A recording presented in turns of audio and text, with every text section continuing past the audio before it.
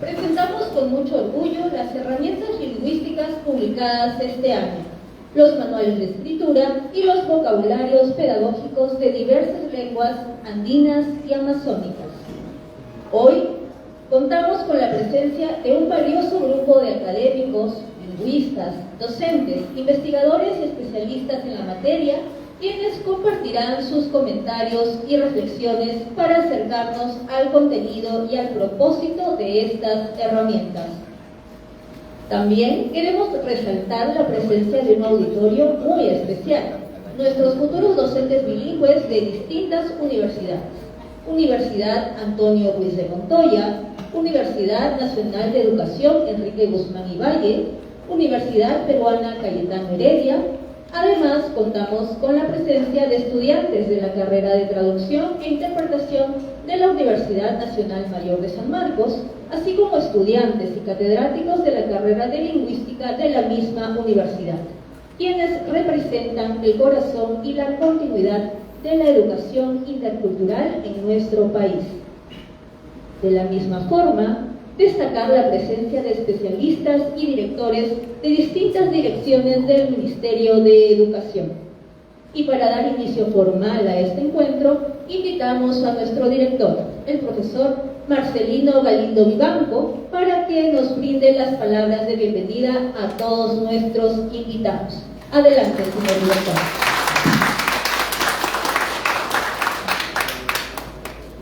Muy buenas tardes a todos los presentes. Reciban un cálido saludo y bienvenida en nombre de todos los especialistas de la Dirección de Educación Intercultural Bilingüe del Ministerio de Educación. En el marco de la celebración de la Educación Intercultural Bilingüe, que hoy, 28 de noviembre, tenemos el honor de presentar las herramientas lingüísticas que este año se han publicado y distribuido en las instituciones educativas EIB de los pueblos quechua, de la macrovariedad norteña y amazónica, así como las lenguas machiguenca, ayánica y shipibo-conibo. El Ministerio de Educación, a través de la Dirección de Educación Intercultural Bilingüe, apuesta por una educación que reconozca la diversidad lingüística y cultural de su población. En ese sentido, nuestra dirección está a cargo de la implementación de este modelo de servicio, el mismo que se desprende de la Ley de Lenguas y de la Ley General de Educación, en el marco de los derechos lingüísticos, cuyo objetivo principal es atender con pertinencia cultural y lingüística en aquellos contextos cuyos estudiantes tienen como lengua materna o segunda lengua una de las 48 lenguas originarias vigentes. En esta perspectiva, las herramientas lingüísticas que hoy presentamos tienen como objetivo no solo reivindicar esa diversidad, sino apuntan a fortalecer y a desarrollar, porque no basta que una lengua se hable y se comprenda.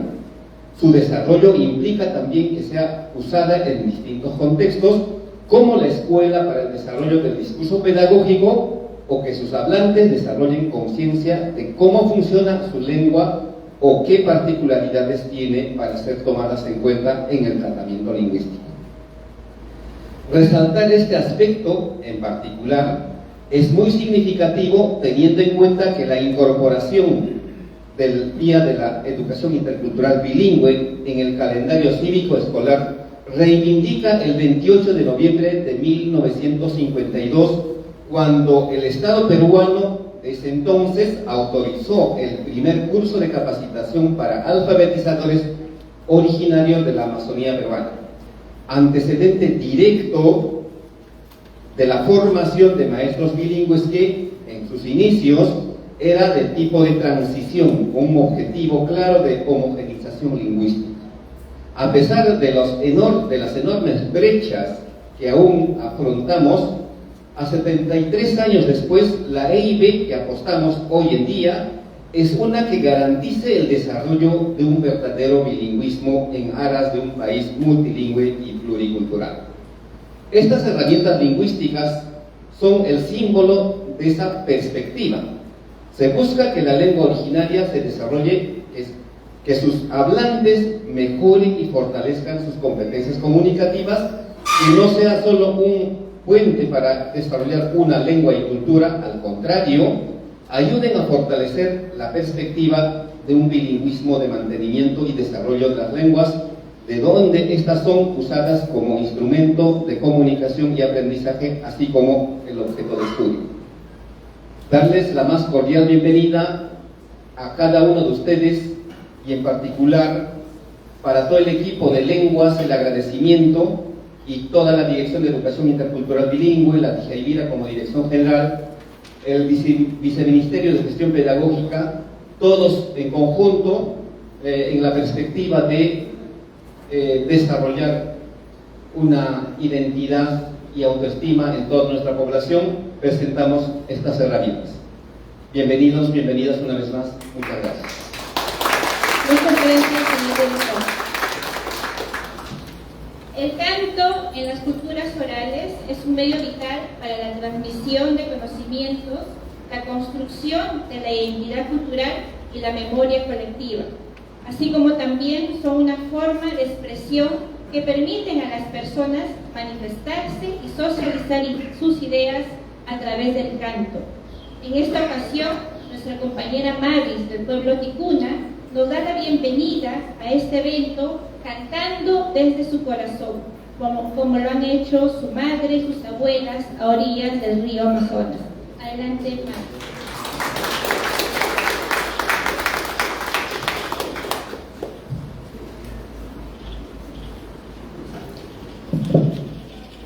Buenas tardes a todos.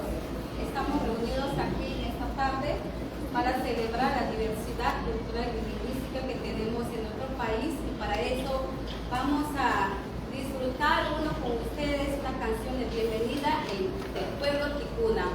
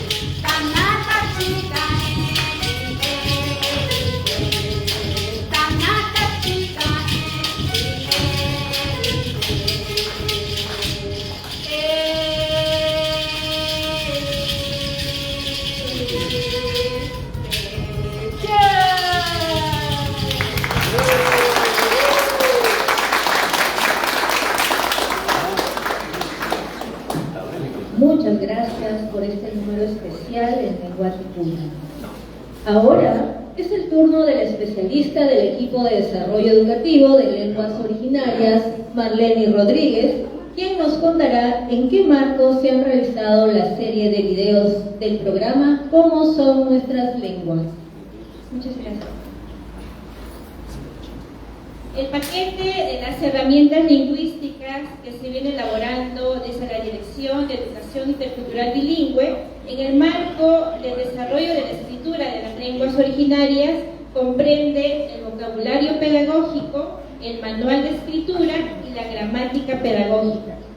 En esta última, en la gramática pedagógica, es la que aborda contenidos relacionados a los diferentes niveles de la lengua. Por ejemplo, expone detalladamente y de forma didáctica aspectos de la fonología o el sistema de sonidos de la lengua originaria, o también aborda cómo se forman, por ejemplo, las palabras, cómo se ordenan las palabras dentro a nivel sintáctico, o qué mecanismos se usan para crear neologismos, etc. Como lo entenderán muy bien nuestros hermanos lingüistas presentes aquí en la sala, este tipo de trabajo toma bastante tiempo porque implica una investigación lingüística de por medio. Sin embargo, es imprescindible encontrar estrategias viables para poder ir socializando este tipo de contenido de manera atractiva, didáctica, usando los medios de comunicación de uso directo, de tal forma que puedan tener el mayor alcance posible. Por esa razón, el equipo de desarrollo educativo de las lenguas o el equipo de lenguas, junto con el equipo de comunicación de Dija y Vira, hemos ideado la estrategia de publicar una serie de videos en el marco de un programa que hemos denominado ¿Cómo son nuestras lenguas?, a través de las plataformas de Perú Educa y de YouTube, con dos objetivos principales. Por un lado, desarrollar la reflexión lingüística en torno a su lengua originaria de los docentes bilingües, competentes en estas lenguas, para que lo puedan tomar en cuenta en su práctica pedagógica. Por otro lado, está dirigido al público en general para que estos desarrollen actitudes positivas, actitudes y criterios positivos frente a la diversidad lingüística, así como también está dirigido a las autoridades y actores educativos quienes toman decisiones importantes en torno al tratamiento lingüístico y por ende al desarrollo de estos pueblos, de tal forma, por ejemplo, se puedan hacer materiales con una verdadera pertinencia lingüística, tomando en cuenta las diferencias de estas gramáticas, de las gramáticas de las lenguas originarias. Por ejemplo, si una lengua originaria presenta sonidos diferentes al castellano, en principio debe existir una grafía que la represente. O si una lengua presenta un sistema fonológico donde es significativa o es distintiva 3 vocales, estas deben ser representadas en la escritura en coherencia con este tipo de sistema fonológico y no desde reglas ajenas a esta lengua.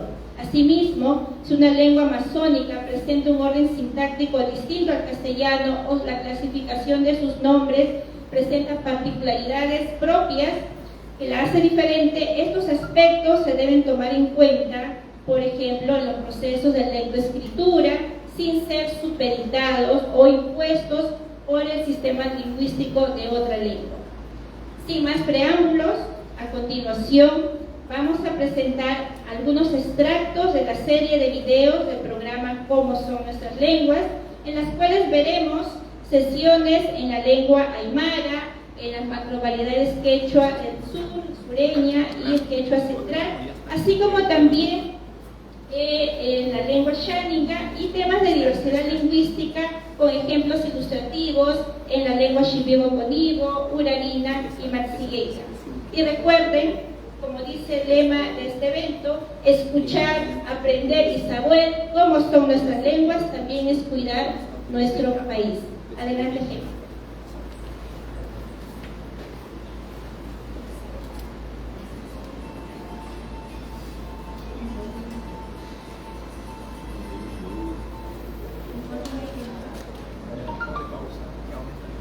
Pausa y aumenta el volumen.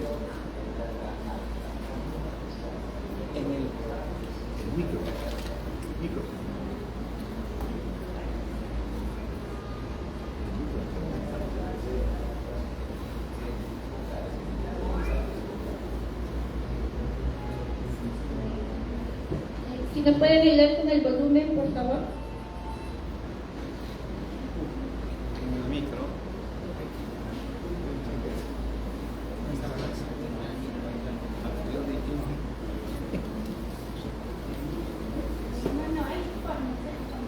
La otra vez lo pusieron a mano.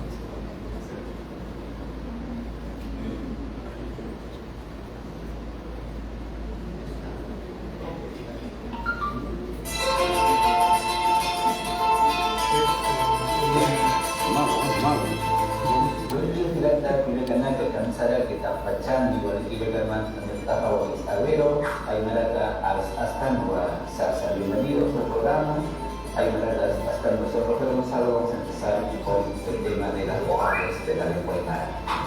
Nuestra lengua aymara solamente tiene 3 vocales, es una lengua trivocálica, lo que significa que solo necesita 3 vocales para diferenciar los significados de las palabras que la conforman.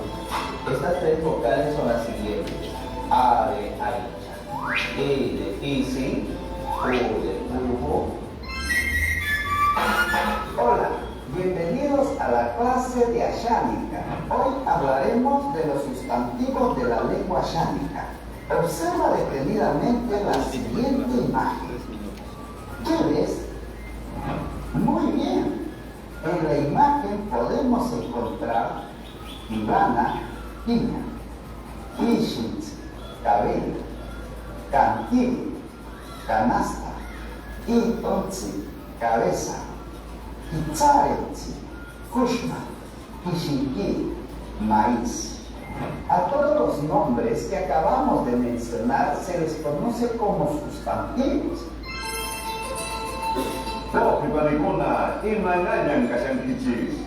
Hola, ¿cómo están? Bienvenidos a las clases del quechua sureño. Hoy empezaremos hablando sobre la pronunciación de las vocales en esta lengua. Recordemos que el quechua posee 3 vocales que son distintivas, es decir, que si reemplazas una con otra, puede cambiar el significado de la palabra.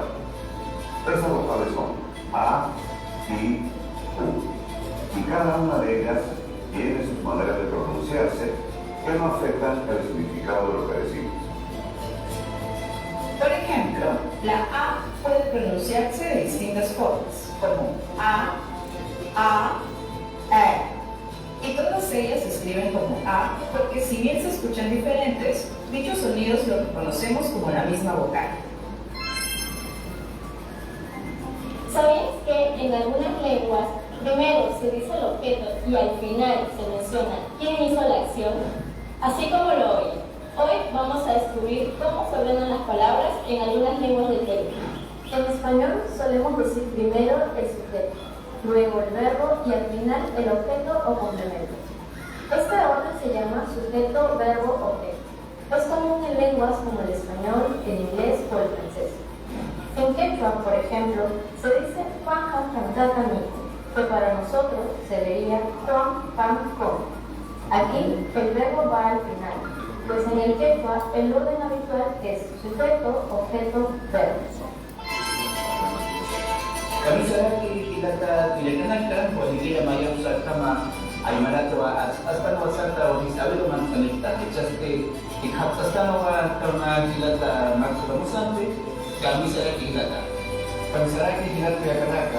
El día de hoy aprenderemos sobre los sustantivos posesivos en el idioma aymara. Rosana de Rosa, Pedrona de Pedro, Bobana del bebé, Piscina del gato. Hola, bienvenidos a la clase de Ashánica. En la imagen vemos que todas las personas están haciendo algo. Por ejemplo, lo que hacen es quemanse, escuchar, ovansi, comer, ñansi, ver, ñachatansi, jugar, uquijansi, cargar. A todas las palabras que acabamos de mencionar se le conoce como verbos. Ñansi, ver. Yansi, tomar. Doñansi, venir. Chetansi. ¿Alguna vez te han preguntado, ¿estás seguro? ¿Quién te lo dijo? ¿Cómo lo sabes? algunas lenguas ni siquiera tienes que preguntar. La respuesta ya viene en la propia oración. Por ejemplo, en el Nandi, una lengua árabe del Cusco, se usan marcadores para esto. Aquí, en este ejemplo, K indica que lo dijo directamente alguien. La diversidad lingüística también es diversidad en la forma de ver el mundo.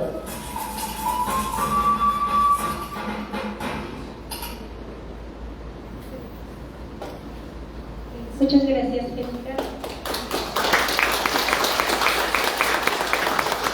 Para todos aquellos que quieran ver los videos completos, porque le damos solamente la primera parte, pueden ingresar por los QR que aparecen en la pantalla y también los tienen alrededor del local. Bien, entonces ahora invitamos al coordinador del equipo de desarrollo educativo de las lenguas de la DEIR para hacer una pequeña introducción a la presentación de las herramientas lingüísticas. Y mañana otro panicuna ya estamos ahí con la suma ya chu. Allí le haya cae a tu vida che wasima a muy cuichis y hay cuica muchis. Ustedes se preguntarán qué cosa es una herramienta. Todo trabajador, profesional, técnico, para cumplir con su tarea debe tener sus herramientas. Así, también el profesor tiene que tener sus herramientas para poder enseñar bien. En este caso, estamos hablando como recursos, instrumentos para desarrollar una determinada tarea. En este caso son herramientas lingüísticas. No son, hay herramientas y herramientas, hay también herramientas pedagógicas, guías, ¿no? Propuestas metodológicas, didácticas, pero en este caso estamos hablando de herramientas lingüísticas para el desarrollo de la escritura. Por tanto, el paquete de herramientas que nosotros estamos desarrollando para los profesores consiste en manuales de escritura, para conocer un poco las reglas de escritura, las normas de escritura. Tenemos también el vocabulario pedagógico, porque el profesor necesita de palabras, ¿cierto? En algunos casos, palabras técnicas, léxico llamamos técnicamente, para poder desarrollar sus clases. Igualmente la gramática pedagógica, porque necesitamos conocer cómo funciona nuestra lengua. Pero todo ello no podría formularse si es que no se aprueba un sistema de alfabeto, las letras de cada lengua. En ese sentido, hemos aprobado las 48 lenguas que tiene el Perú, tienen ya sus alfabetos oficiales. Eso se ha hecho de manera consultiva, participativa. Y en manuales de escritura, en este momento tenemos 16 manuales, ellas en la lengua misma, y luego tenemos 6 manuales en versión bilingüe. El vocabulario pedagógico, igualmente tenemos 9 vocabularios, y en gramática pedagógica estamos trabajando 5 gramáticas en este momento. Es muy poco frente a la cantidad de lenguas que tenemos. Siguiente, por favor. Igualmente, lo que vamos a presentar ahora justamente son las herramientas que hemos trabajado desde algunos años atrás, porque demora, y que ya hemos culminado. Justamente desde el 2025 tenemos 6 herramientas. Tenemos 3 manuales, uno es de Asiánica, uno del quechua amazónico y del quechua norteño, 2 vocabularios pedagógicos, que es el quechua norteño y el vocabulario de la lengua chipío-conigo, y luego el vocabulario manchigueño. Ojalá que al próximo año podamos encontrarnos en esta misma fecha, en este mismo lugar, para presentar las otras herramientas que estamos trabajando y que son estas 2, 4, 6, 8, 9 herramientas que están culminándose. Esperamos terminarlo. Así que esto es además lo que ya se ha presentado más antes, un poco la difusión del funcionamiento de nuestras lenguas originales, que es sumamente importante. Con todo ello vamos a proceder ya con la parte más de los comentarios. Cheya, gracias.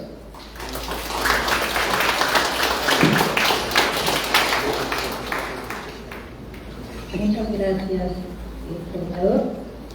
Después de este preámbulo, bien, damos inicio a la sesión principal, a la sección de comentarios de las herramientas lingüísticas. Y como primer comentarista invitamos al lingüista Denis Torres, quien estará a cargo de comentar el manual de escritura del quechua norteño y vocabulario pedagógico de la misma lengua.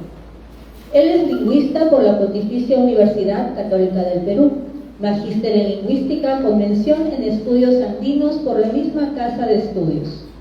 Es docente del Departamento Académico de Humanidades, sección Lingüística y Literatura de la PUC. Entre sus investigaciones se encuentran Panorama Lingüístico del Departamento de Cajamarca a partir del examen de la toponimia actual 2019, el DEN y el CAT, aproximaciones a un mismo idioma cajamarquino 2024, entre otros. Adelante, DEN. Hola, ¿qué tal? ¿Cómo están? Buenas tardes con todos. Antes que nada quiero agradecer la oportunidad de ser parte de este evento, y para mí es muy grato poder comentar el material, las dos herramientas pedagógicas que han sido presentadas hace un momento, ¿no? Que estoy hablando acerca del el manual de escritura norteño, no el manual de escritura de quechua norteño, perdón, y el vocabulario pedagógico del quechua norteño. Bueno, para empezar, para mí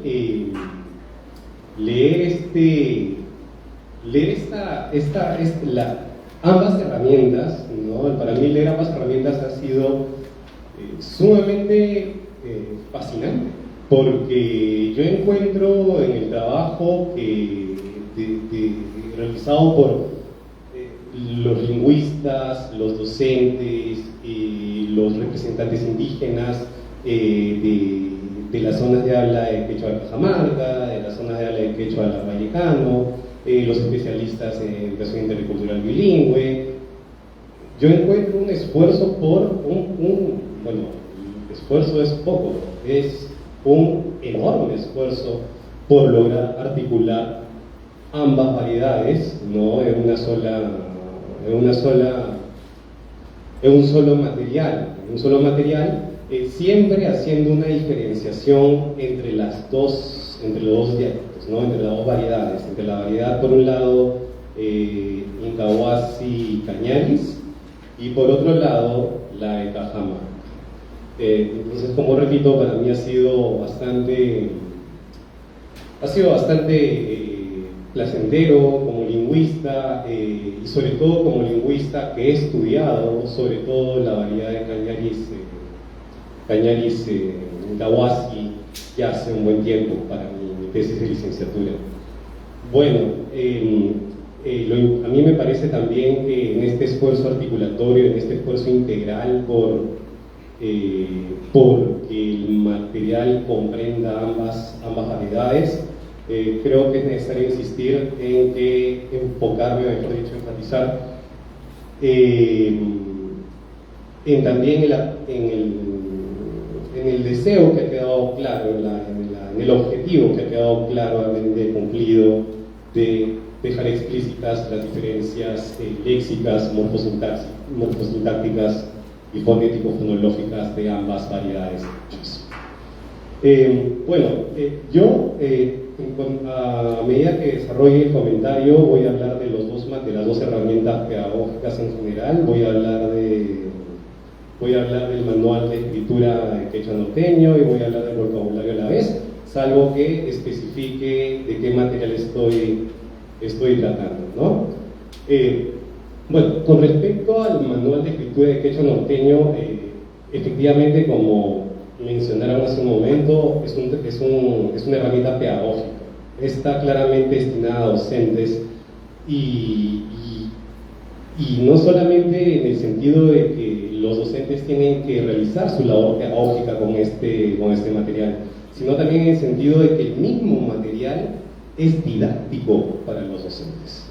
El mismo material presenta conceptos lingüísticos que deben manejar, ¿no? Hablo, por ejemplo, de fonemas, hablo, por ejemplo, de alófonos, hablo, por ejemplo, del manejo de la representación alfabeto fonético internacional.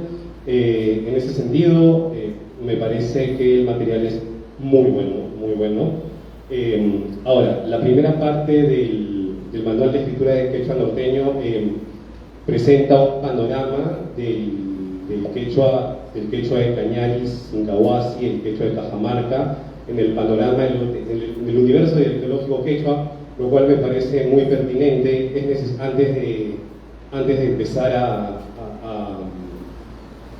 aprender el idioma, es necesario saber dónde está, dónde está ubicado este idioma, ¿no? Entonces, a mí la información presentada a través de los mapas, por ejemplo, me ha parecido muy minuciosa. Cartográficamente el material es bastante detallado con respecto a la ubicación la ubicación exacta de los lugares donde se hablan ambas el quechua norteño, ¿sí? Y también he notado un trabajo, mejor dicho, por reseñar las posturas dialectológicas del quechua norteño. Claro, sí haría una observación, ¿no? En el material se presenta que el quechua norteño es parte del grupo Quechua 2A, ¿no? Que fue propuesto por Torero en los años 60 y siguió siendo desarrollado a través de los años. Solamente tengo una observación: dicha subrama quechua, el Quechua 2A, desde hace algunos años ha sido puesta en cuestionamiento por distintos especialistas y prácticamente está en desuso, mejor dicho, ¿no? Entonces sí sugeriría tal vez por allí presentar los nuevos aportes que ha habido con respecto a la clasificación de estas variedades quechuas de Cajamarca y de Cañaris Incahuasi, por un lado. Después, yo lo que sugiero es tratar a Cañaris y Cajamarca como una rama independiente, ¿no? Como una rama independiente, seguramente dentro del Quechua 2, pero no como parte del Quechua 2A, ¿no? Otra idea que yo he encontrado, que sugeriría tal vez actualizar, porque también es una idea que posiblemente haya sido revisitada, ¿no?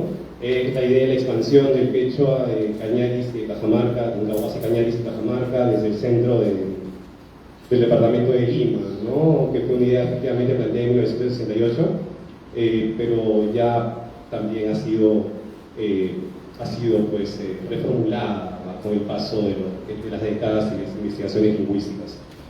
Y otro detallito que noté es, se plantea la posibilidad de que de que el quechua norteño fue producto del desplazamiento de mi'kmaq como parte de la política incaica. Yo pienso que tal vez esta idea puede reformularse porque el quechua norteño en realidad es más antiguo que el quechua incaico.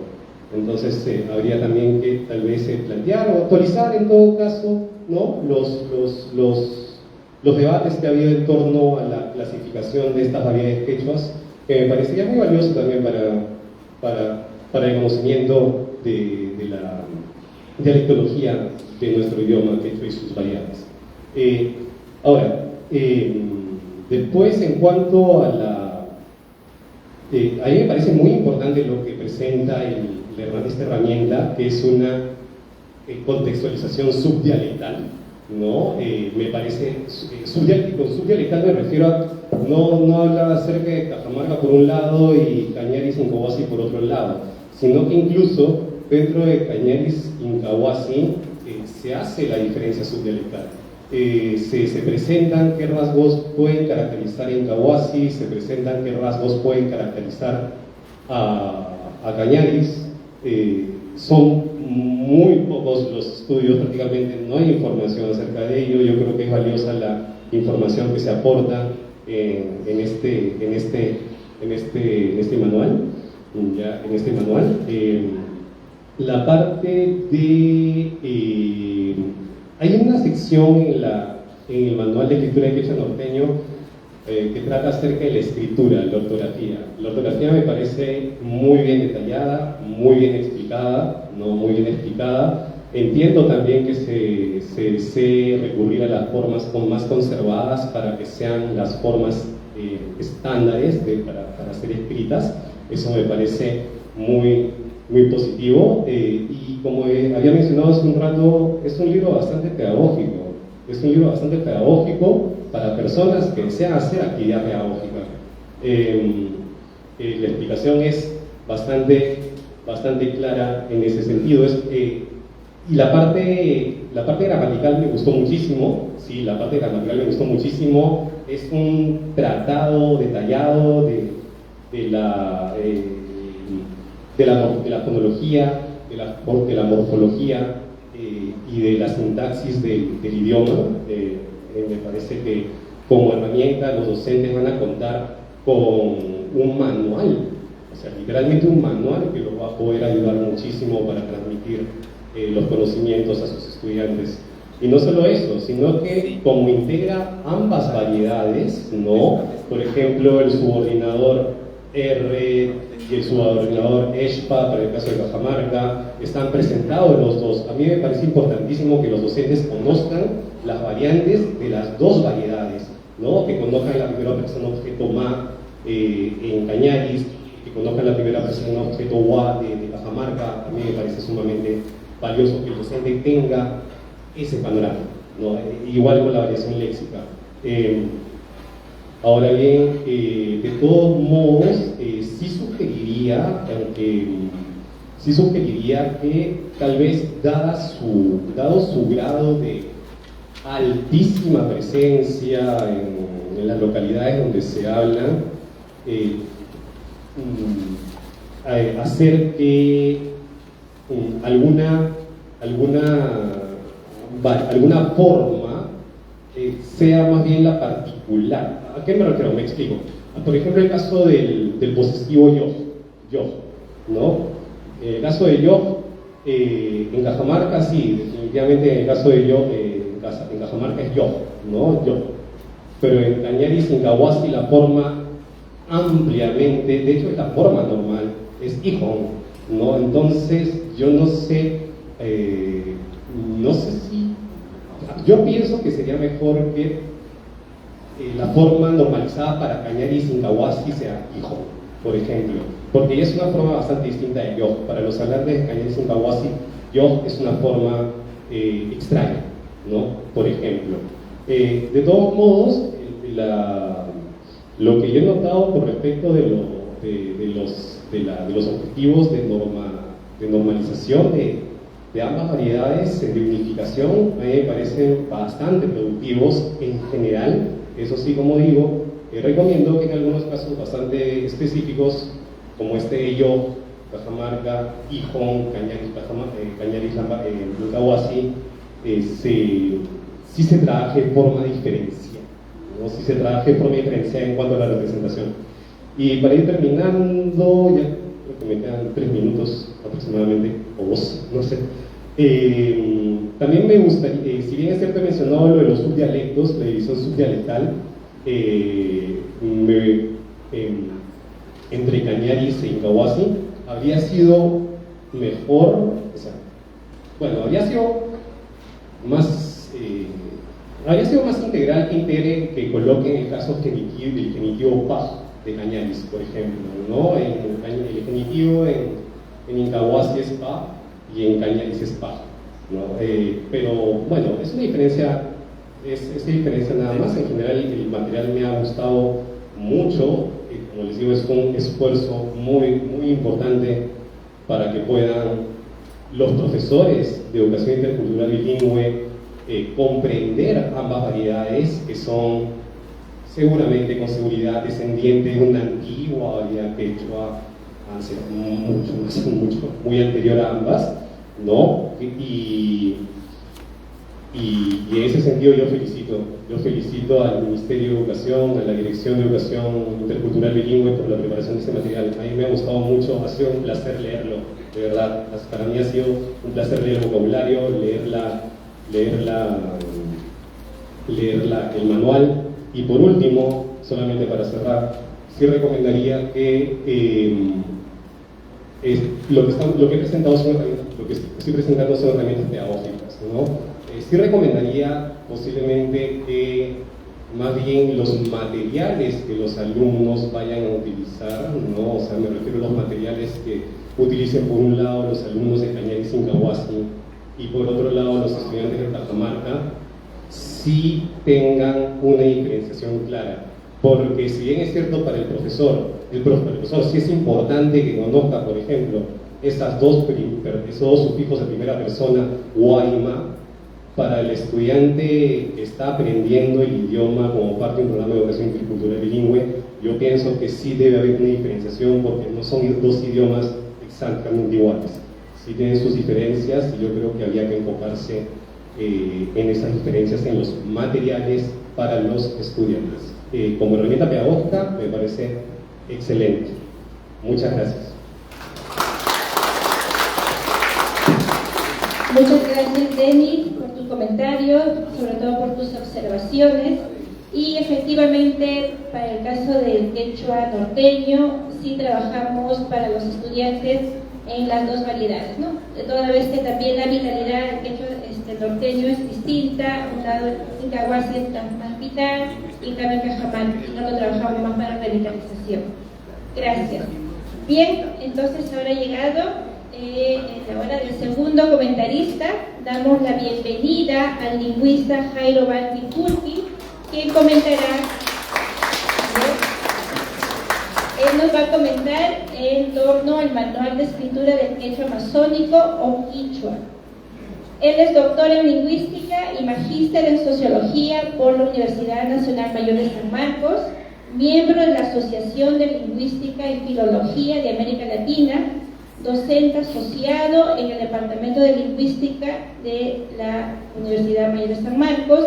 Entre sus áreas de interés académico destacan la documentación y descripción de lenguas andinas y amazónicas en el Perú.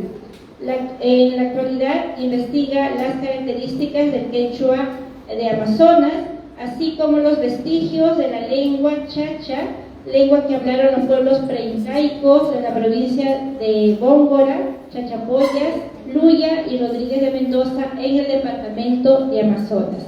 Adelante, Jaime. Gracias. Muchas gracias. Yacho Yaclamasicona, en quechua, y Jiwe Taitapo, en una lengua yagua. Tuve la oportunidad de trabajar ya hace varios años, por 10 años, aquí lo parte del Ministerio de Educación en estas actividades de la consecución del alfabeto, ¿no? También tendría que unirme en primer lugar a este día, a la conmemoración del Día de la Educación Intercultural Bilingüe, ¿no? Especialmente porque hemos estado desde San Marcos desde muchos años, y especialmente en mi experiencia personal, desde el año 2005 hasta 2014 en Selva Central. Estuve trabajando con Elsa Vilches, con Gustavo Solís, con la recordada María Cortés Mondragón, que ustedes supongo que todavía están presentes en su memoria, y creo que hoy día también ella nos acompaña, ¿no?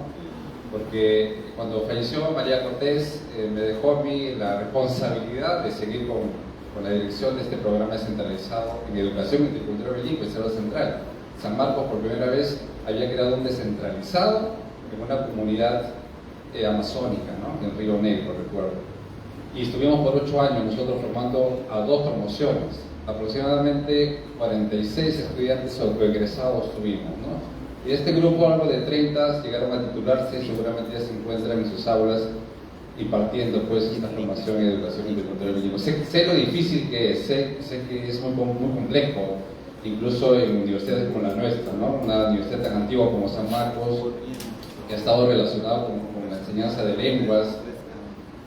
Todavía es muy importante que sensibilicemos a nuestras propias autoridades, ¿no? Que este componente intercultural, este componente debe estar también o debe ser parte de nuestras universidades, no solo desde la formación académica, sino también en la formación de investigación, ¿no? Entonces me uno, les agradezco bastante por su invitación a este evento. Voy a empezar con la presentación del libro.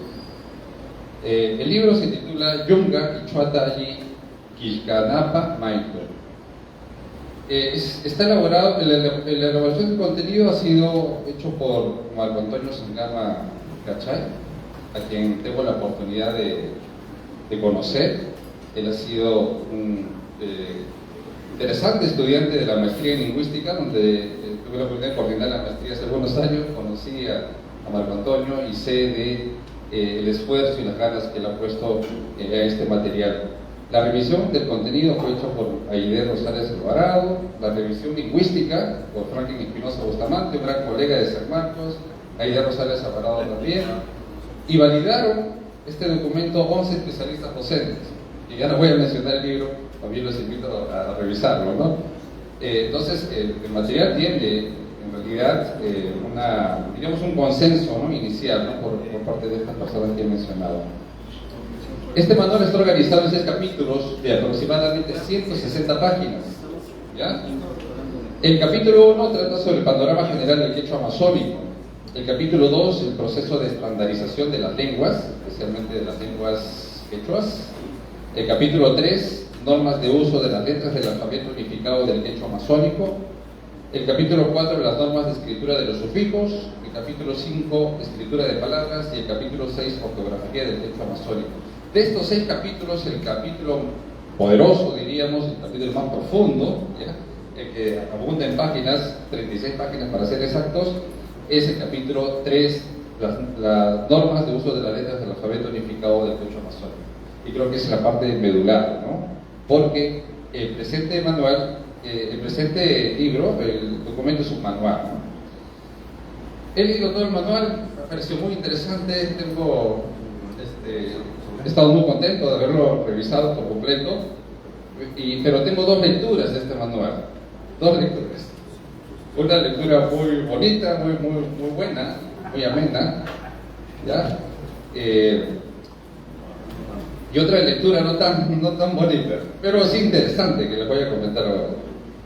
La primera lectura está dirigida principalmente a los docentes de escuelas C y B, con la finalidad de que conozcan la escritura de su lengua originaria, las orientaciones para el uso del alfabeto oficial y las normas de escritura consensuada. Esto en efecto porque Yunga Quichuata Allí y Canapa Maico es un manual de escritura sobre el quechua amazónico, entonces está dedicado especialmente para esto, ¿no?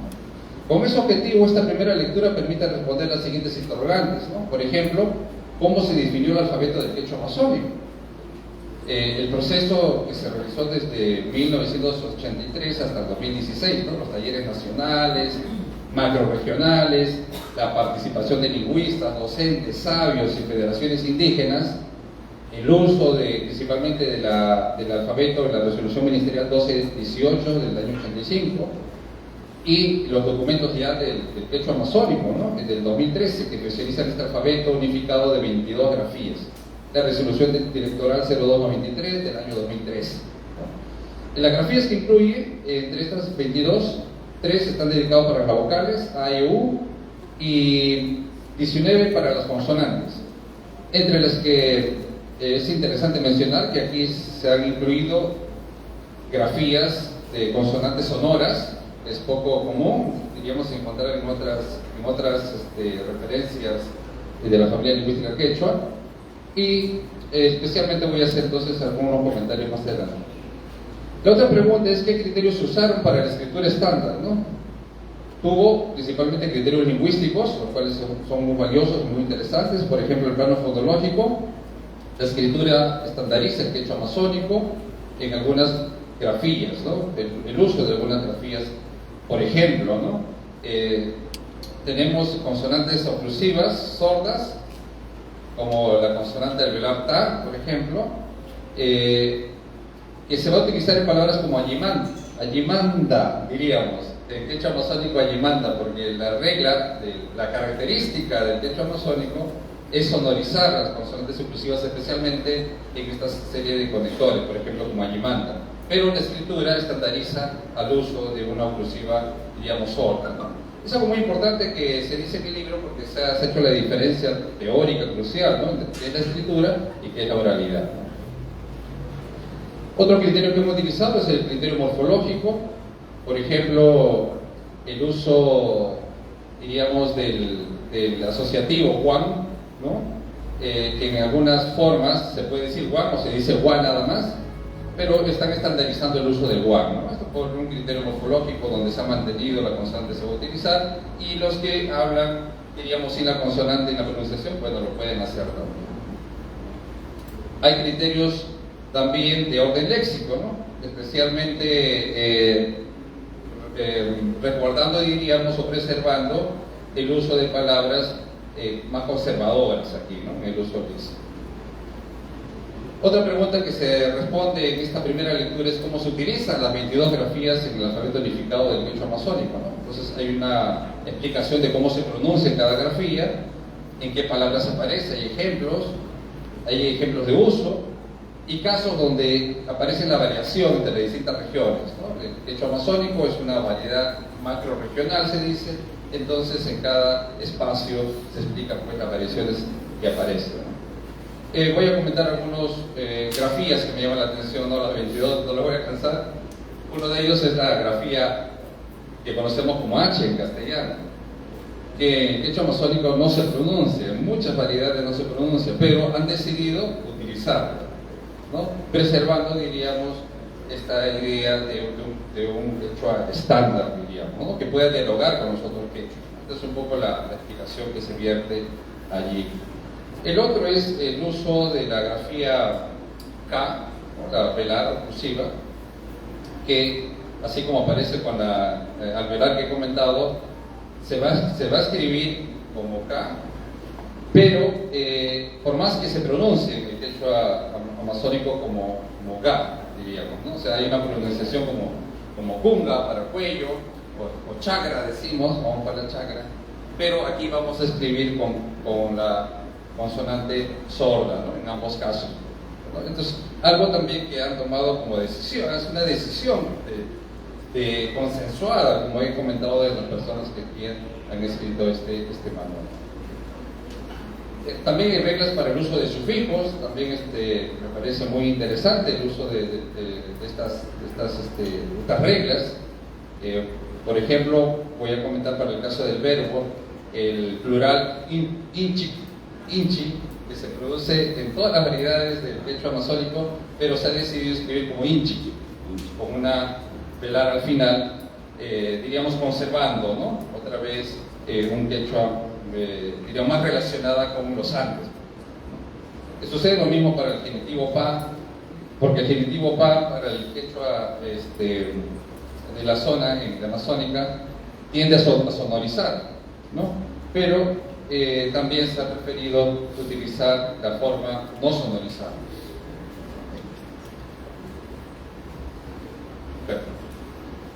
Esa es la primera lectura. ¿Ya? La primera lectura es una primera lectura refleja, es la lectura más, diríamos, del uso de reglas, el uso de grafías. Está muy interesante todo, pero refleja eso, ¿no? Lo que queremos nosotros como institución, ¿no? Desde el proceso de estandarizar nuestras lenguas, porque tenemos que sopesar, ¿no? En la balanza. ¿Qué vamos a sopesar? ¿Vamos a sopesar el uso de una escritura macro-regional o vamos a diversificar la escritura? Eso en la balanza lo tienen que decidir los especialistas, los sabios indígenas, las personas que aquí participamos, ¿no? De estos procesos. Y aquí se ha decidido por utilizar una escritura que pueda unificar. Esa es la primera lectura. Hasta ahí muy bien. Excelente. Felicitaciones.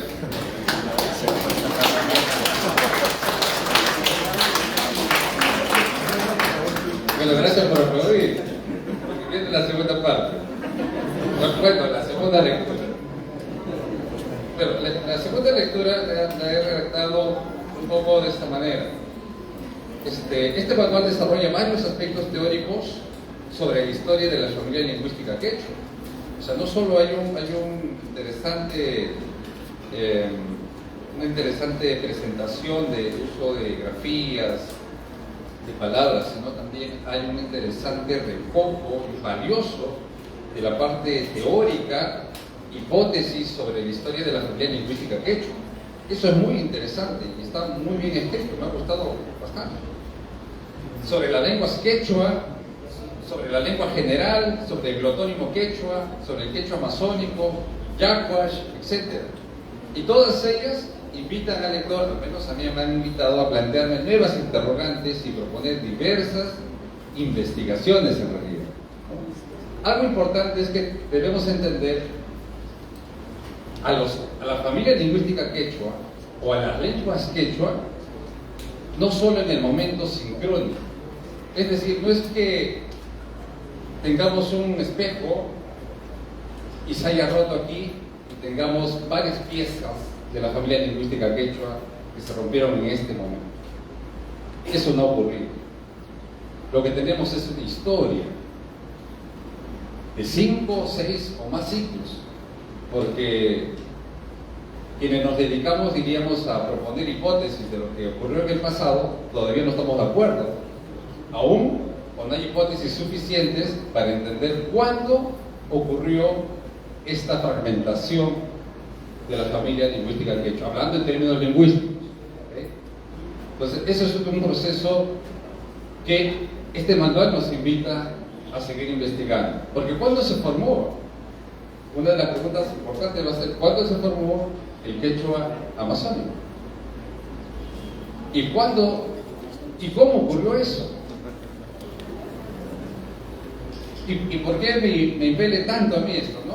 ¿Por qué me ha interesado? Porque me he sentido involucrado. Los colegas aquí que me conocen saben que provengo de una familia de Amazonas. Mis abuelos, mi abuela principalmente habló una lengua quechua, vamos a ponerlo así, y que figura también en este manual como parte del quechua amazónico. Y me parece muy interesante que figure así en el manual. Y mi proceso de aprendizaje en San Marcos he intentado de encontrar esa historia, o sea, cuándo mis abuelos empezaron a hablar esta forma de quechua, que conocemos como el quechua amazónico, y acá en la literatura académica lo conocen como el quechua de Chachapoyas. Y parte de mi indagación me ha llevado a encontrar que hay un proceso histórico que ha ocurrido ahí, especialmente en la expansión del Imperio Inca, y que parte de ese proceso se relaciona con Lamas, por ejemplo. Porque cuando llegan los colonizadores, el proceso de la reformulación de lo que es Lamas actualmente se hace desde Chachapoyas. Y es muy probable, de hecho, la evidencia lingüística dice que están relacionados el quechua de San Martín de Lamas con el quechua de Amazonas, porque ha ocurrido un evento histórico ahí. Y todo lo demás que ustedes conocen, con Loreto, Ucayali, es parte de esa historia. O sea, hay todos los eventos históricos que necesitaríamos conocer, ¿no? Para conocer un poco más sobre esta macrovariedad del quechua, hablando en la Amazonía del Perú. Así que esa es una de las preguntas. ¿Qué es el quechua amazónico? ¿Ya? ¿Dónde sale el quechua amazónico? Es otra de las grandes preguntas, ¿no? Aquí se presenta en San Martín, en Loreto, en Amazonas, Chachapoyas y Luya y Madre de Dios. En este espacio de Amazonas todavía necesitamos seguir trabajando, necesitamos seguir investigando. Hasta el momento no tenemos ninguna escuela IB en Amazonas y tenemos hablantes todavía de este quechua. Y algo tenemos que hacer. Lo digo como miembro de la comunidad que ha heredado una lengua en Amazonas, como también como parte de la responsabilidad como docente universitario, y creo más aún como colegas que somos y amigos aquí con el Ministerio de Educación. ¿Quiénes conforman el pueblo quichua? Descendientes de pueblos que adquirieron el quechua durante periodos prehispánicos, que lo dice muy bien, coloniales y republicanos. Es parte de todo ese recorrido histórico. Actualmente el documento nos dice que hay 80.000 personas que viven casi en 500 localidades reconocidas como comunidades nativas o campesinas, ¿no? El pueblo quichua estaría conformado por aquellos descendientes de pueblos indígenas originarios que fueron quechuizados durante distintos periodos históricos. De eso estoy totalmente de acuerdo, porque mis abuelos hablaron otra lengua. Y esa era la lengua chachapoya que mencionaba Marlene en presentación. Pero somos pueblos que hemos adoptado el quechua. Y así ha ocurrido mucho en todo el quechua amazónico. Otra pregunta importante es ¿qué características presenta el quechua amazónico? Ya hemos comentado algunas de ellas, ¿no? Como la sonorización de las consonantes, que es muy interesante reconocerla.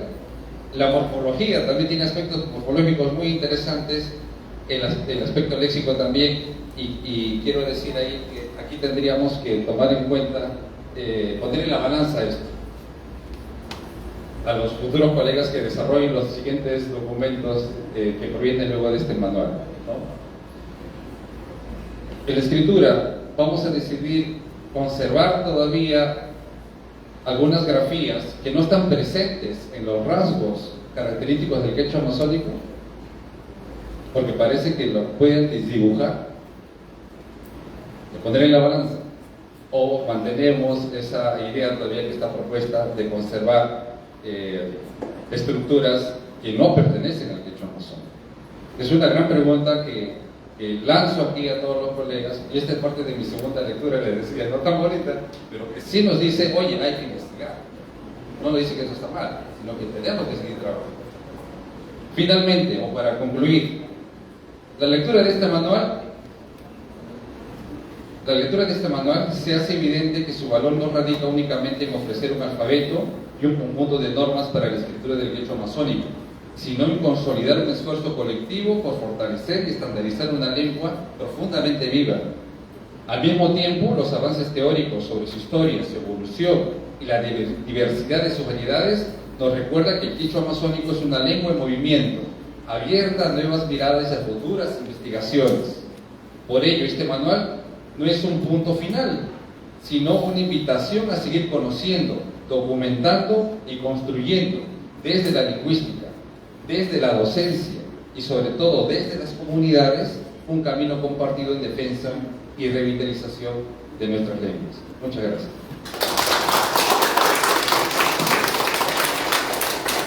Gracias, Jairo, por tus valiosos comentarios, sobre todo la segunda parte que nos invita a reflexionar para seguir mejorando los materiales pedagógicos que tenemos aquí a cargo en la dirección. Bien, enseguida escucharemos los comentarios del lingüista Lindo Valero Vega en torno al vocabulario pedagógico maxigenca. Él es licenciado en Lingüística por la Universidad Nacional Mayor de San Marcos, magíster en la misma especialidad por la Pontificia Universidad Católica del Perú. Es docente del Departamento de Lingüística de la Universidad San Marcos también. Ha colaborado en la elaboración del DI-Perú 2015, Diccionario de Peruanismos de la Academia Peruana de la Lengua, así como en la de los diccionarios virtuales semibilingües de las lenguas Yine 2018 y Jarakut Huachiperi 2019, promovidos por el Ministerio de Cultura. Fue presidente de ASCOT Perú. Actualmente es becario en la Escuela de Lexicografía Hispánica de la Real Academia Española. Adelante, Gino. Muchas gracias. Muchas gracias por la presentación. Y bueno, quiero agradecer estar en esta mesa porque además estoy con dos maestros que son Jairo Balti y la profesora Elsa Vinches, que han sido mis profesores además, de modo que estar en esta situación para mí ya es doblemente engrandecedor. Además, justamente voy a retomar algo que comentaba Jairo, esta mística de la universidad, ¿no? Nosotros acá somos sanmarquinos, bueno, Tenis, que no nos acompaña, pero también es colega, y Jesús Doris, también somos personas todas muy comprometidas con las lenguas, y es esa la mística que nos imparte la universidad. Me acuerdo mucho que cuando llevábamos clases, era mucho la lógica de adquirir conocimiento, desarrollar investigación, pero también tener mucho ese compromiso social, ¿no? El trabajo, como dijo Jairo, con lenguas originarias no es sencillo. Quienes nos dedicamos a ello sabemos lo complicado que es, pero quizás es algo que ya está como en nuestros genes, ¿no? En nuestros genes ya universitarios, algo que poco se dice pero que merece la pena resaltar es que la Universidad de San Marcos fue la primera universidad en la que se estableció una cátedra de lengua amazónica, como el profesor Danz, que la profesora Elsa recordará. Fue la primera universidad donde se dictaron lenguas amazónicas, y aún ahora, como señala bien Jairo, parece que tenemos que hacer esfuerzos con nuestras autoridades para señalar lo importante que es difundir la enorme diversidad de lenguas que tenemos, pero supongo que la lucha es día a día y la clave está en no desfallecer. Bien, habiendo dicho esto, voy a comentar ahora el diccionario, el vocabulario Matiguenca. Y a diferencia de Jairo y de Denis, que son profundos conocedores de las variedades de quechua que han analizado, yo no soy conocedor de Matiguenca, pero sí soy conocedor de la lexicografía y en esa calidad es que me han invitado. Entonces, además que ya dijeron que estuve detrás de la elaboración de otros diccionarios, de modo que me voy a enfocar un poco en la técnica y pido disculpas también a la organización porque les moví un poco el programa. Vamos a pasar un poco vamos a ver un poco el vocabulario, porque entre las cosas que voy a decir, hablando de otra lengua además, no todos vamos a poder hacer el seguimiento, pero sí es importante que veamos de qué se trata. En la página 11, bueno, este es un vocabulario, y es un vocabulario que se llama a sí mismo pedagógico. Y acá hay dos perspectivas, ¿no? Pedagógico en el sentido de si está dirigido a los estudiantes, parece tener también esa orientación, pero parece que es pedagógico también en el sentido orientado hacia los docentes. Lo digo por lo siguiente, porque tiene muchos términos técnicos que veremos después, pero hay que decir que este vocabulario enfoca muy bien este trabajo porque los diccionarios en general pedagógicos tienen una estructura muy peculiar. Muchas veces, y también aquí muchos lingüistas creen que la lexicografía es solamente juntar una palabra con su significado. Y la verdad es que va mucho más allá de eso. Detrás del trabajo lexicográfico está el trabajo de análisis, todo lo que se llama fonología, morfología, sintaxis, pero también algo que se ha repetido mucho, la norma y la estandarización, que parece que desde la lingüística se teme mucho. La decisión sobre la estandarización es fundamental en un proceso de socialización y de acceso a los derechos. Desde la perspectiva del lingüista no nos podemos quedar solo con la visión de que vamos a describir lenguas y que cada quien trabaje como pueda. Jairo cerraba la segunda visión de su análisis, era las grafías ausentes en la variedad del quechua amazónico deberían seguir ahí.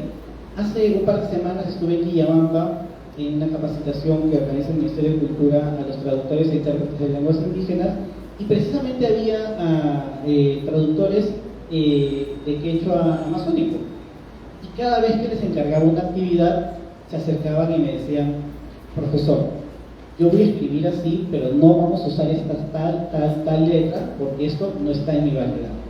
De modo que es una reflexión que no solo nos hacemos los lingüistas como técnicos, sino también los hablantes como usuarios, ¿no? De modo que esto resalta la enorme necesidad de pensar cómo es que se deben graficar las lenguas, ¿no? Y esto para decir que los lingüistas también hacen norma en alguna medida, aunque lo intentemos negar o aunque no quede bien en el papel, no sé. Bueno, decía esto porque el diccionario se llama a sí mismo, decía, es un vocabulario pedagógico, y sí que lo es. Está organizado de un modo muy particular, tiene una entrada, como pueden ver, en la parte derecha, en el medio, la categoría gramatical, y luego el equivalente semántico en español. Y debajo, con distintos iconos, tiene un icono que nos enseña el ejemplo en lengua originaria y con guioncito el ejemplo, el mismo traducido en español. Es la lógica de todo el diccionario. Pero si ven, en el segundo ejemplo hay un código de color. Es un código de color que nos indica la raíz léxica de la palabra. Esto ya lo convierte en un diccionario pedagógico con orientación hacia el aprendiente. Cuando uno consulta el diccionario de la RAE, vamos a decir que es el diccionario típico, todas las letras son negritas, planas, sin color, sin chistes, sin nada. Pero si uno consulta un diccionario estudiantil, un diccionario de primaria, vamos a decir, tiene separación silábica, tiene la sílaba tónica resaltada en otro color, una serie de criterios que facilitan la explotación pedagógica del material. De modo que esto ya nos va demostrando que hay un análisis, un meta-análisis de la lengua que debe estar orientado hacia el aprendiente. Quisiera ir a la página 15, por favor. Y en la 15 vemos también otra parte del análisis interesante, el asunto de la estructura vocálica, ¿no? Silábica, que para los lingüistas es algo común, pero por ejemplo es fundamental en el momento de enseñar la separación silábica. Imaginemos que llegará el momento en el que tenga que programarse un procesador de textos en Matzienka. ¿Cómo se le va a enseñar al procesador de textos dónde cortar una división silábica? Hace muy poquito, se me fue el ejemplo de pronto, pero imaginemos una cosa como Mishki, ¿no? Cómo el procesador de textos o el aprendiente sabría que la separación debe ser después de la H y no entre la S y la H, por ejemplo. ¿Cómo enseñamos que es parte del mismo fonema? Eso se va a aprender simplemente sabiendo la estructura silábica, de modo que este tipo de información explícita, en este caso en la parte previa del diccionario, del vocabulario, pero también codificado de alguna manera dentro de la entrada lexicográfica, ayuda bastante. Página 35, por favor. En este caso me llamó mucho la atención la palabra historieta, porque no es una palabra habitual vamos a decir, en las lenguas originarias. Seguramente que es un préstamo o es una estructura inventada, sea lo que fuere, va bien, pero me llama la pregunta es, ¿de qué manera se está implementando esta forma de literacidad dentro de esta comunidad originaria, ¿no? Porque no siendo un tipo textual habitual, ¿cuál es la forma de explotación, ¿no? Insisto, es interesante, pero me llama la atención. En la página 49 tenemos la entrada, bueno, la entrada no, pero el equivalente de fonema, que me parece genial, porque además fíjense cómo ha habido el cuidado de graficar como efectivamente se grafican los fonemas. Pero, no sé, creo que en pregrado, en el colegio sí se ve lo de los fonemas en algún punto, pero de lo contrario eso es algo solamente que tiene un propósito lingüístico. Insisto, me parece que este vocabulario tiene una orientación hacia el docente, pero también hacia el estudiante. Esta parte me parece bastante técnica, pero es interesante de ver. Y en la página 58 y 59, que se puede ir corriendo nada más, me llamó la atención mucho lo de los tipos textuales.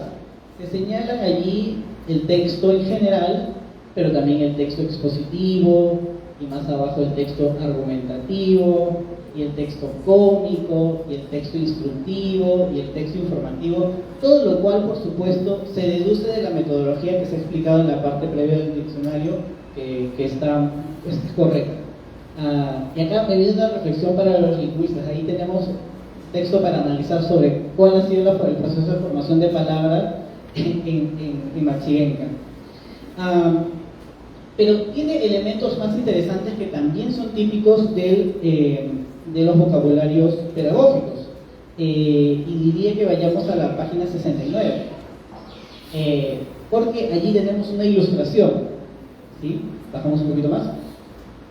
Y verán ustedes que la ilustración, o la siguiente quizás, que la ilustración es típica de los diccionarios. No está, bueno. Sí, también debe estar. Bueno, no importa si no está. No, mentira, estaba en la 72. Estaba en la 72, perdón. Tengo acá muchas notas. Acá está, la 72. Eso porque he hecho mi tarea. Pero fíjense qué interesante ver las partes de la Tierra. Por eso quería que veamos el diccionario, porque una cosa es que yo se los diga y otra cosa es que los veamos. Y precisamente por eso ahí radica la importancia de la diagramación, de los colores, del análisis en un diccionario pedagógico que es distinto de un diccionario general. Porque este tipo de imágenes llama más la atención, pero además nos permite comprender más. Hubiera sido algo diferente que yo les leyera Ariopiricata, que era Tipazzi, capas finas de la Tierra.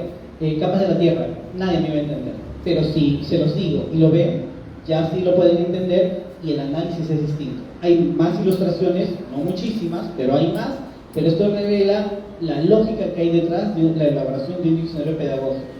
Y para ir terminando, en la página 73 están los equivalentes de gas y de gasolina o de petróleo. Bueno, gasolina y petróleo en español son palabras distintas, con orígenes distintos, pero fíjense cómo, qué lindo, gas natural en Maxiguenga es aire que apesta. Lo leí y me encantó, porque esto nos dice mucho del modo de ver, ¿no?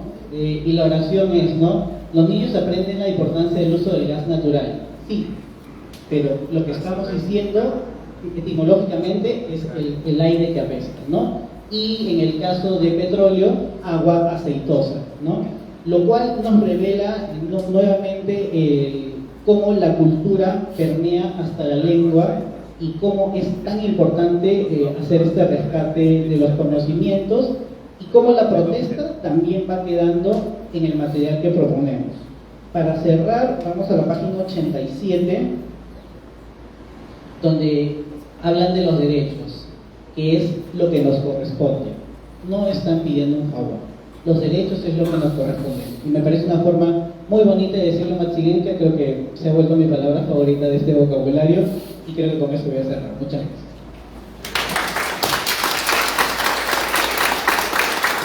Muchas gracias, Guido. Sí, efectivamente, el vocabulario pedagógico Maxiguenga está dirigido a docentes para que lo pongan en práctica y desarrollen un discurso pedagógico con sus estudiantes.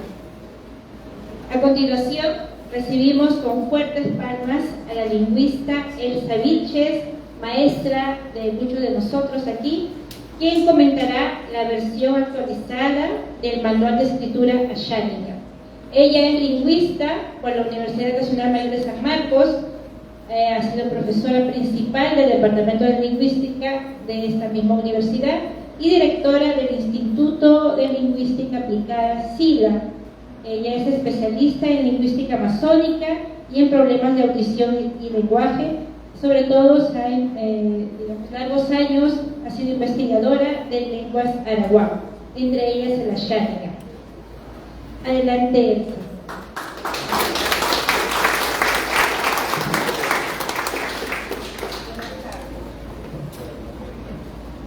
Gracias por la invitación.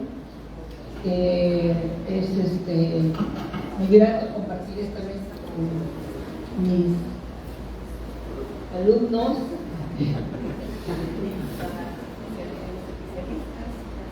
¿No? Y bueno, compartir también con ustedes después de mucho tiempo. Ha sido grato para mí leer el Manual de Escritura Ayánica.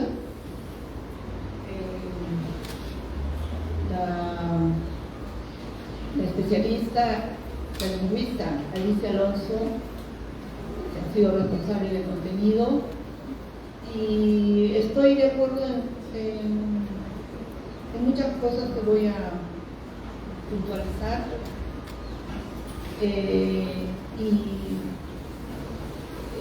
Lo que sí reconozco que ha sido impreso en septiembre del 2024. Supongo que habrá tenido un tiempo de difusión, pero no el tiempo suficiente como para que tengan una reunión de docentes. Este manual está dirigido a docentes.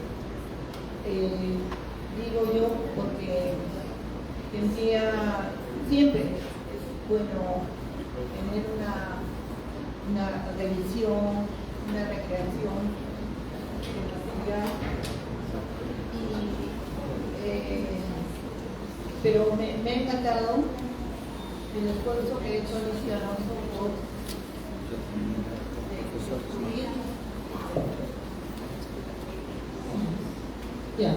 por discurrir en todos los pasos de la escritura ayánica.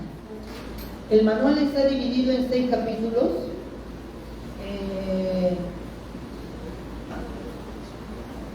Antecedentes de la lengua y pueblo ayánica, el alfabeto oficial, el segundo, y aspecto de la fonología ayánica, El tercero, la escritura de afijos en las palabras. El siguiente, escritura de palabras. A continuación, algunos aspectos de la morfología y sintaxis de la yánica. Y por último, los signos de la lengua escrita, que también lo ha abordado Alicia, hasta la separación de sílabas, ¿no?, en la escritura. Me parece un buen avance para el trabajo de los docentes. Ahora que yo estoy de acuerdo con ella, con lo que señala aquí en el primer capítulo. A lo largo del tiempo, los ayánigas y ayénigas se han separado geográficamente, ubicándose en zonas distintas, pero no existe un distanciamiento sociocultural entre ellos. El alfabeto ayánica se consensó en el 2008 y el ayénica en el 2019. Existe inteligibilidad en lo lingüístico verbal. Existen grados de intercomprensión lingüística por la constante y permanente movilidad de las familias.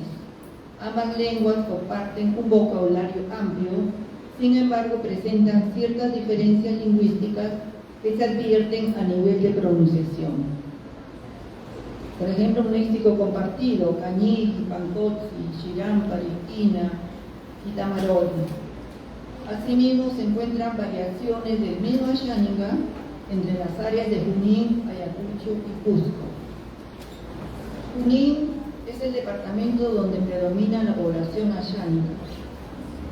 Según la demografía, hay hablantes ayánicas en todas las regiones del país, inclusive en Lima.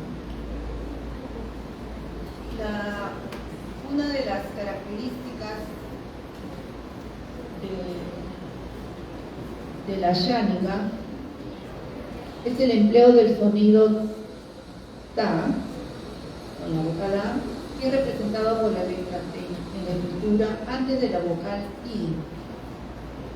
Y es atribuida a pobladora ayánica en un acto comunicativo oral, como en Tibi, Maniti, Otziti, Cantili. En algunas comunidades se da en forma alternante con C. Otra característica fonética se da en el uso de la consonante africana Tsa, representada en la escritura por Tsa. Ejemplos: Tametza, Paquitza. Asimismo, el mantenimiento de la consonante Ja, de preferencia entre dos vocales, tal como Pijiri, Ampeji, Atájana. Esto nos indicaría que la lengua ayánica tiende a conservar una estructura tradicional propia de un estado anterior de esta lengua. Sin embargo, en ciertas comunidades se escuchan expresiones como Ametza, Matari. Hay que considerar lo que dice Alicia y un poco lo que escuchaba Jairo, reconocer lo histórico, y probablemente lo que está asumiendo es que el ayánica estaría considerando las propuestas más antiguas. Morfológicamente, una palabra está conformada de raíces y afijos. Raíces como caniri, parenti, tiapa. Raíces con prefijos de posesión, naco y mano. Raíces con sufijo caniri, pe, yucas, aunque en ciertas comunidades se emplea el sufijo payi. O sea, esto se da como variación. La segmentación de un verbo, no sampitampequi, sampitapempi, te pregunté, ahí está el pronombre no, la pregunta sampit, acción realizada, real, empi, aquí pronombre de segunda persona, complemento. La complejidad de esta lengua, más allá de la aglutinación de morfemas, es una lengua polisintética. todos sufijos de gran complejidad, pero sí hay que señalar que presenta un número limitado de perfiles. Características consonánticas. El orden de constituyentes, morfosintáctica. Verbo, sujeto, objeto. Anáquero, ina, oye y shinde. El tono predominante es BSO, aunque con SBO en ciertas oraciones, como Nozaro, Oquivaquero, Canillo, Niñeta, Labor, Yuca. Hay expresiones comunes de los dialectos ashánica. Jaoca, Pijitari, Ka, Pipaica, ¿cómo te llamas? También existen formas alternantes como Oyavijitaji, Oyavinijitaji, Cheteneribe, saludo por la tarde. Narobé, Nacabé, saludo del visitante. Meca, Iroñaca, ahora, albergue. Los dialectos. Dialectos del Perené, del río Tambo, del río N, de Ayacucho, Cusco. El alfabeto ashánica aprobado en 2008 consta de 19 letras, de las cuales 15 son consonantes y 4 son vocales, 11 grafías consonánticas simples y 4 dígrafos, che, she, cha, tia.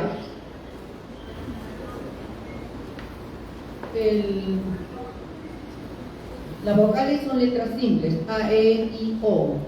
Regla de escritura 1. Se escribe doble vocal cuando se necesite palabras con significados diferentes. Piri, murciélago, piri, tu papá. Esto es muy importante. Señala los errores de escritura. O sea, les hace ver a los docentes cuáles serían errores. En este caso, la doble vocal, sí, cuando diferencia significados. Igual, en otros casos, solo si diferencia significado la doble vocal se conserva. Los diptongos en la secuencia de vocales se hallan en palabras como aparece a continuación: Itaiteri, Peirani, Ipoiji, Piarensi, Perionta. Errores de la escritura sería escribirlos no con diptongos sino con yods. En la escritura se deja de lado la escritura que se manejó en la etapa de educación bilingüe. Y eso es con respecto a la estandarización, al proceso de estandarización, que ya creo que muy pocos son los que conservan esa escritura de la etapa de educación bilingüe. Hay que tomar en cuenta que la consonante K no siempre cambia a Y. También, esto es algo que remarca en qué casos no cambia. O sea que no va a ser todo general, hay precisiones. Y la escritura de Sa y Che entre Junín, Ayacucho y Cusco varía. Chinani y Cusco y Ayacucho, Chinani. Esto es algo que responde a la confluencia de la Yániga con las lenguas quechuas, con la lengua quechua. Y el tiempo que han estado, ¿no?, en contacto, no solo desde los incas, creo yo, porque ahí falta rastrear, y se tiene una variación entre Ayacucho y Cusco con respecto a Junín. Luego,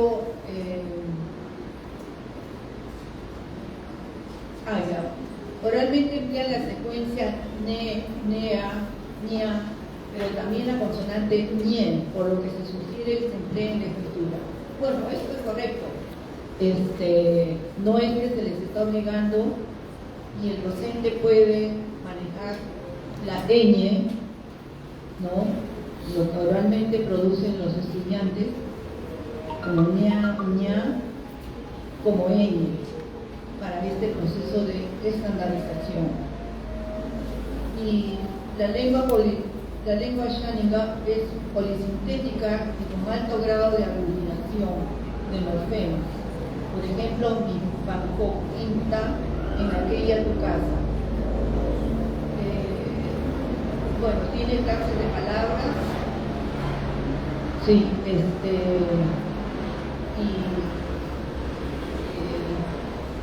sustantivos autónomos alienables que no tienen necesidad de que se le añadan sufijos, alude a la flora y fauna, por ejemplo, chato, parente. Sustantivos dependientes refieren a nombres que presentan una relación inherente con su poseedor, por ejemplo, Oshenka, su hombro de ella. Cuando carecen de poseedor, la raíz de esta palabra precisan del sufijo sí o en sí. La regla de escritura. En la lengua escrita, los sustantivos referidos a los actos deben escribirse con letra inicial mayúscula, ya que representan a sus personajes históricos principales. Esto es lo más, como digo, lo más importante cuando ella señala lo que debe subrayarse y lo que debe emplearse con seguridad. Y yo espero que esto, con la revisión de los docentes y la sociedad xánica, esperemos que se tome en cuenta las prácticas socioculturales, socioproductivas, la participación de las personas mayores, las sabias, sabios, y se incorpore la cosmovisión para explicar los cambios específicos donde se dice que la lengua permite solo estos cambios y no los otros. Creo que en la cosmovisión se explicaría en la relación con hombre-animal, porque en la xánica, como en la mayoría de las lenguas amazónicas, la relación humano-no humano es muy cercano.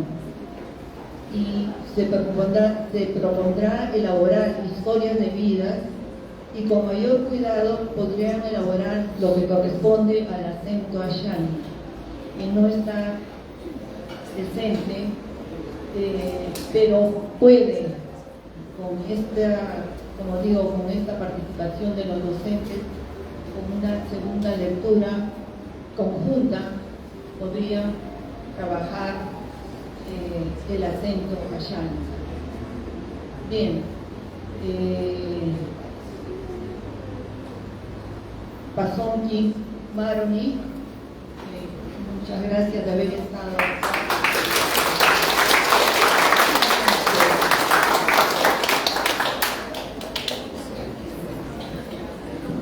Muchas gracias, maestra Elsa, por sus valiosos comentarios y aportes a este material. Antes de continuar, quiero recordar al auditorio que para que puedan acceder a cada una de estas herramientas lingüísticas, tienen en los laterales de la sala ubicados los QR que les va a permitir acceder a todo el material, ¿sí? Como recordatorio este detalle. Bueno, finalmente, la profesora Doris Muñoz nos brindará sus comentarios en torno al vocabulario pedagógico Shipibo-Conibo. Ella es docente bilingüe Shipibo-Conibo de nivel primaria, formada en el Pedagógico de Yarinacocha con bachillerato en la Universidad Nacional Mayor de San Marcos. Actualmente es directora de la Institución Educativa de Educación Intercultural Bilingüe de Cantagallo. Adelante, maestra Doris.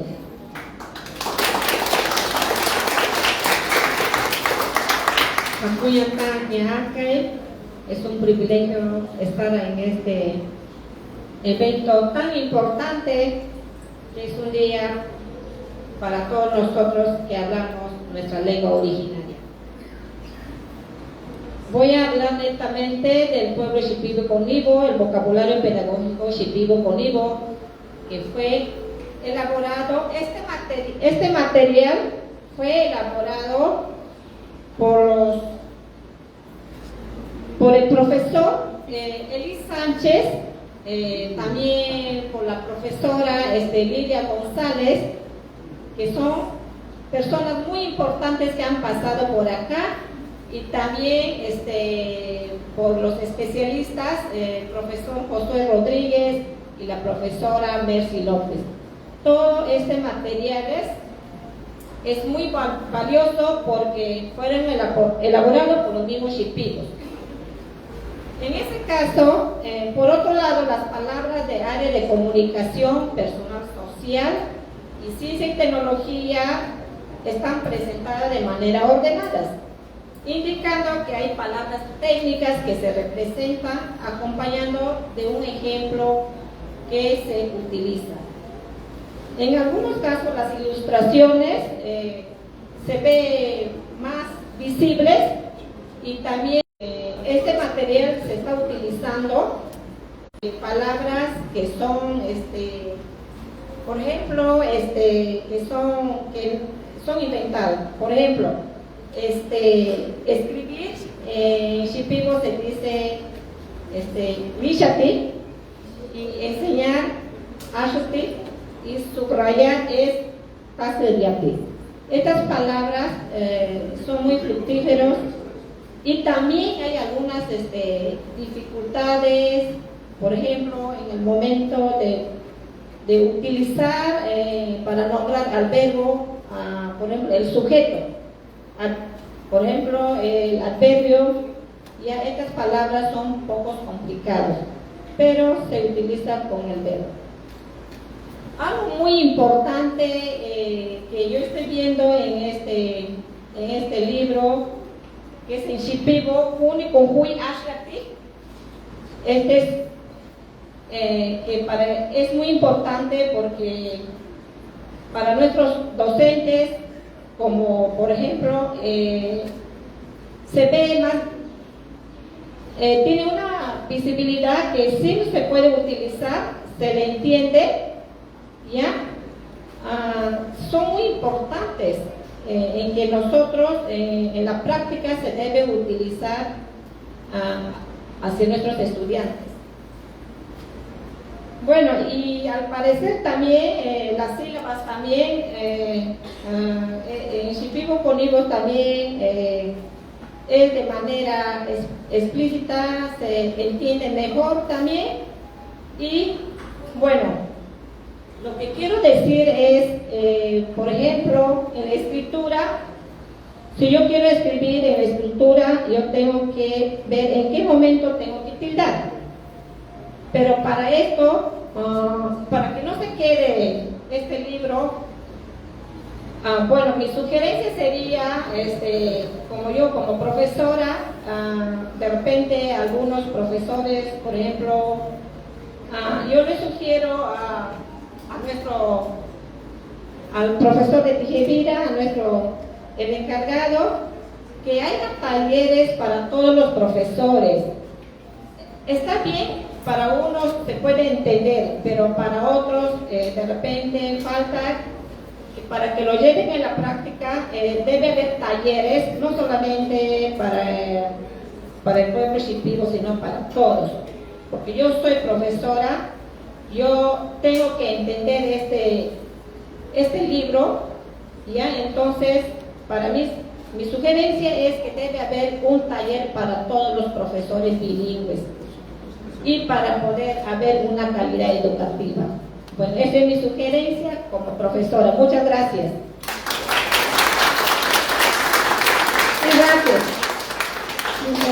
Gracias, Doris.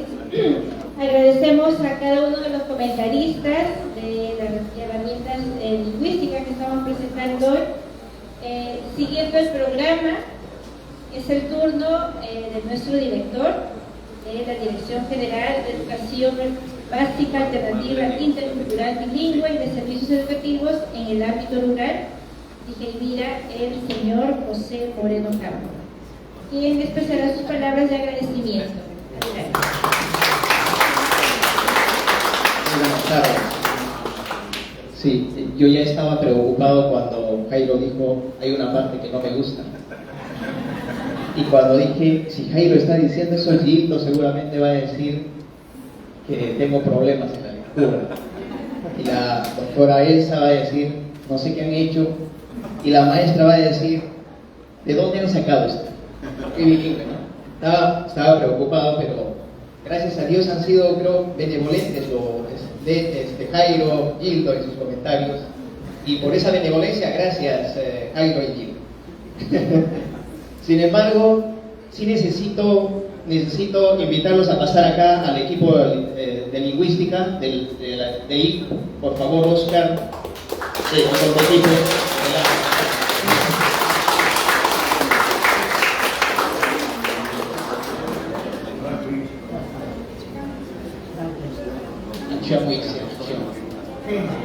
Franklin,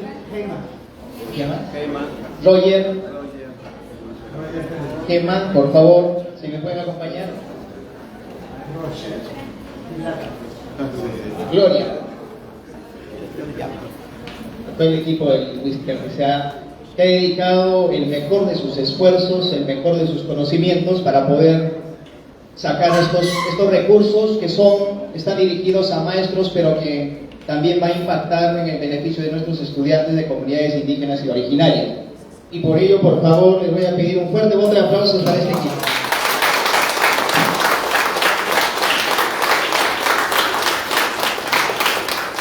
Gracias, muchas gracias.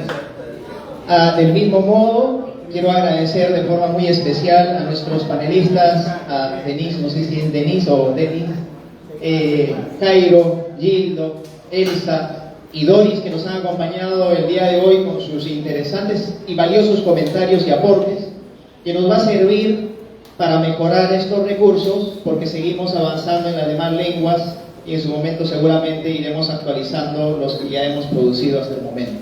Por eso mi agradecimiento especial con ustedes, y también a los que han estado acompañándonos el día de hoy y en esta sala, mi agradecimiento profundo por el tiempo que le han dedicado. Seguramente también al ver los materiales tendrán algunas sugerencias y aportes, y eso es bueno para seguir mejorando. No avanzamos si no nos equivocamos, y no vamos a avanzar si no lo intentamos. Muchas gracias, muy buenas tardes.